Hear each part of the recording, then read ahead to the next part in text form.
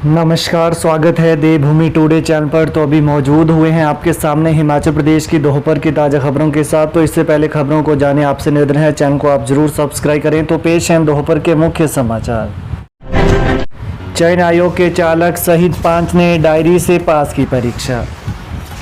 कर्मचारी चयन आयोग के पेपर लीक मामले में आरोपी महिला कर्मी की डायरी से चालक सहित 5 अभ्यर्थियों द्वारा परीक्षा पास करने का मामला सामने आया है। विजिलेंस की जांच में JOIT पोस्ट कोड 817 के पेपर लीक मामले में कई अहम खुलासे हुए हैं। जांच में पता चला है कि आरोपी महिला कर्मी उमाजाद ने डायरी में प्रश्न उत्तर लिखकर पेपर लीक किया था। प्रदेश के विभिन्न सरकारी विभागों में पोस्ट कोड 817 JOIT के 1756 पद भरने के लिए कर्मचारी चयन आयोग द्वारा आवेदन आमंत्रित किए गए थे। पोस्ट कोड 817 में 19,024 आवेदक टाइपिंग टेस्ट के लिए शॉर्टलिस्ट किए गए थे। इसके अलावा विजिलेंस की जांच में खुलासा हुआ है कि कर्मचारी चयन आयोग में तैनात चपड़ासी किशोरीलाल ने इस परीक्षा से पहले उमाजाद से इस परीक्षा के प्रश्न उत्तर लिखित डायरी में लाकर अपनी बेटी को दिए थे।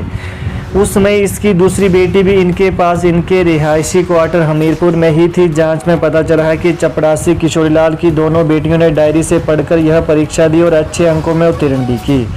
इसके अलावा जांच में खुलासा हुआ है कि कर्मचारी चयन आयोग हमीरपुर में तैनात अधीक्षक मदनलाल को इस परीक्षा से पहले उमाजाद ने एक डायरी अपने घर बुलाकर दी थी। इस डायरी में JOIT 817 परीक्षा से संबंधित प्रश्न उत्तर थे। मदनलाल ने यह डायरी लाकर अपनी बेटी को दी थी। मदनलाल की दोनों बेटियों ने इस डायरी से प्रश्न उत्तर पढ़कर यह परीक्षा दी थी व उत्तीर्ण भी की थी। विजिलेंस की जांच में पाया गया कि कर्मचारी चयन आयोग हमीरपुर में तैनात ड्राइवर जयचंद ने भी खुद JOIT पोस्ट कोड 817 की परीक्षा दी थी और उसने भी उमाजाद के घर जाकर इस परीक्षा के प्रश्न व उत्तर सहित हाथ से लिखी डायरी परीक्षा से 1 सप्ताह पहले पढ़ी थी और उसने इस परीक्षा में 65 अंक प्राप्त किए थे। नृशंस हत्या, शव के 8 टुकड़े किए बोरी में भरकर नाले में फेंका, एक गिरफ्तार। हिमाचल प्रदेश के चंबा जिले के सनूनी उपमंडल के तहत आती भांदल पंचायत में एक युवक का क्षत विक्षत शव बोरी में डालकर नाले में फेंका हुआ मिला है।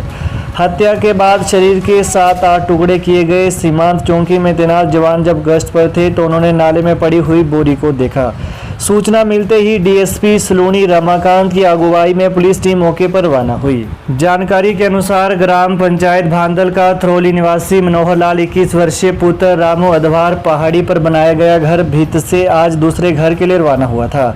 इस दौरान बीच में मनोहर लाल रहस्यमय परिस्थितियों में लापता हो गया। मनोहर के परिजनों ने अपने स्तर पर युवक को तलाशने का हर संभव प्रयास किया, लेकिन कहीं पर भी उसका कोई अता पता नहीं चला। आखिरकार युवक के परिजनों ने पुलिस में उसके लापता होने की शिकायत दर्ज करवाई। बोरी में युवक का क्षत विक्षत शव मिलने से क्षेत्र में सनसनी फैल गई। घटना से पर्दा उठाने के लिए फोरेंसिक टीम को भी बुलाया गया। SP अभिषेक यादव ने बताया कि पुलिस ने एक आरोपी को गिरफ्तार किया है। आरोपी को न्यायालय में पेश करने पर 5 दिन के पुलिस रिमांड पर भेजा गया है। CRI कसौली में फिर बनेगी येलो फीवर वैक्सीन। कुछ वर्ष पहले बंद हो गया था उत्पादन। केंद्रीय अनुसंधान संस्थान CRI कसौली में फिर से येलो फीवर वैक्सीन का उत्पादन शुरू होगा। इसके लिए केंद्र सरकार के स्वास्थ्य मंत्रालय से कवायद शुरू हो गई है। बाकायदा इसका प्रस्ताव भी तैयार कर लिया गया है। हाल ही में CRI के दौरे के दौरान भी केंद्रीय स्वास्थ्य राज्य मंत्री डॉक्टर भारती प्रवीण पवार ने भी इस मामले में अधिकारियों को निर्देश दिए थे।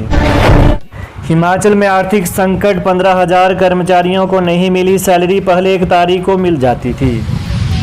हिमाचल की सुक्खू सरकार आर्थिक मोर्चे पर डगमगाने लगी है। आर्थिक बदहाली की वजह से प्रदेश के 15,000 से ज़्यादा कर्मचारियों को मई महीने की सैलरी नहीं मिल पाई। आमतौर पर अधिकांश विभागों, बोर्ड व निगमों में सैलरी पहली तारीख को मिल जाती है, मगर हिमाचल प्रदेश पथ परिवहन निगम HRTC सहित वन निगम, श्रम एवं रोजगार, मेडिकल कॉलेज और जल शक्ति विभाग के कुछ एक आउटसोर्स कर्मचारियों को 13 जून को भी सैलरी नहीं दी गई।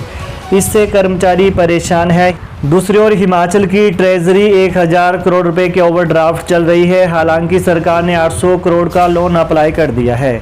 इस लोन के अकाउंट में आने के बाद भी सरकारी खजाना 200 करोड़ के ओवरड्राफ्ट में रहेगा। यही वजह है कि विभिन्न बोर्ड, निगम और कुछ विभागों के कर्मचारियों को भी सैलरी नहीं मिल पा रही। तो ये हैं दोपहर के मुख्य समाचार। तो प्रदेश की ताज़ा खबरों को पाने के लिए देवभूमि टुडे चैनल को आप जरूर सब्सक्राइब करें। धन्यवाद। जय हिंद, जय हिमाचल।